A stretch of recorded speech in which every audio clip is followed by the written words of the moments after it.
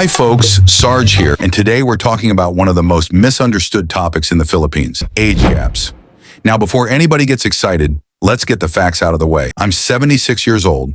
My Filipino wife is 37. I know, when Americans hear that, some of them look at me like I just robbed a daycare center. Back in the United States, if a 76-year-old man walks into a restaurant holding hands with a younger woman, people start whispering, "She's after his money. He's having a midlife crisis." At 76, if I'm having a midlife crisis, I'm running out of midlife. But when you come to the Philippines, you notice something different. The waitress doesn't care. The tricycle driver doesn't care. The guy selling mangoes doesn't care. Nobody seems particularly interested in conducting an age gap investigation. Now, don't get me wrong. Filipinos notice the age difference. Trust me, they notice.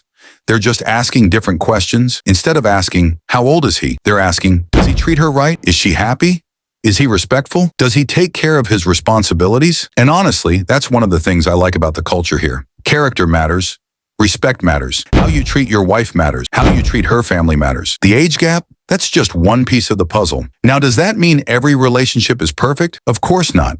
There are scams. There are bad relationships. There are foreigners who think every 25-year-old who says, "I love you," is genuinely fascinated by their cholesterol medication. But for legitimate couples, many Filipinos simply look at two adults making their own choices and say, if they're happy, they're happy. And maybe there's some wisdom in that, because in America, people often ask, "How old is he?" In the Philippines, people are more likely to ask, "How does he treat her?" Those two questions tell you almost everything you need to know about the cultural difference. I'm Sarge from My Philippines Retirement. If you're thinking about retiring in the Philippines and want the real story about relationships, culture, retirement, and expat life, hit that subscribe button, leave a comment below, and join our growing community. Until next time, stay safe, stay smart, and remember, a good relationship isn't measured by the candles on the birthday cake.